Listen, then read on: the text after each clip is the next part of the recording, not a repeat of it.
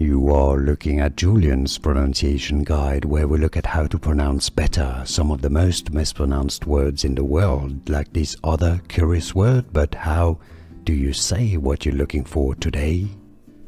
Let's learn how to pronounce the name of this American tennis player. If you want to learn more names from tennis, make sure to stay tuned. We've got tons coming up. You can skip to the end of the video for many more interesting ones.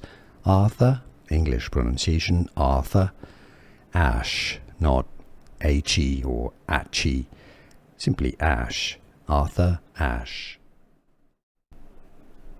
Let's learn how to pronounce the name of this American tennis player. If you want to learn more names from tennis, make sure to stay tuned. We've got tons coming up. You can skip to the end of the video for many more interesting ones.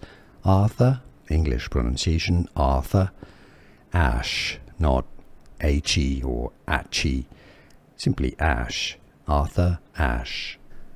Here are more videos on how to pronounce more confusing words and names too many mispronounced. Like this video if you found it useful. I appreciate your support. I'll see you soon and thanks for watching.